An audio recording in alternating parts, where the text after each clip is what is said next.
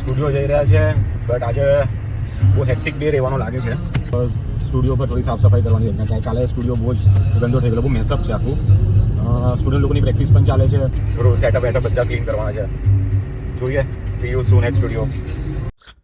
સો just studio પહોંચી ગયા છે. હવે થોડું ક્લીનઅપ વીનઅપ કરી લઈએ ફટાફટ, અને પછી કન્ટિન્યુ ટેટૂઝ છે.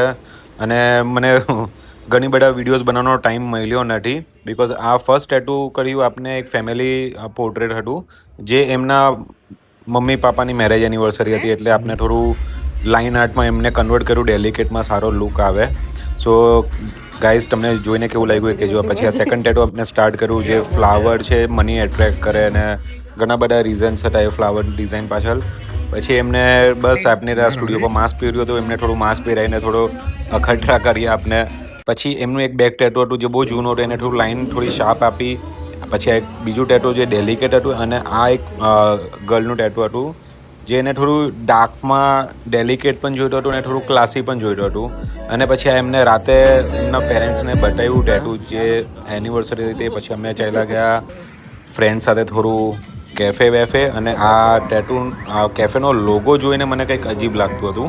તમે કમેન્ટમાં બતાવો તમને શું લાગે છે લોગો જોઈને. અને ઘરે પહોંચીને મેં મારા ડોગ સાથે થોડી ઘણી મસ્તી મજા કરી. અને તમને આ વિડીયો કેવો લાગ્યો, કેવો નહીં, થોડું કમેન્ટમાં બતાવજો. અને શું મારે આવી ટાઈપના વિડીયો બીજા બનાવવા જોઈએ, કમેન્ટમાં કહેજો.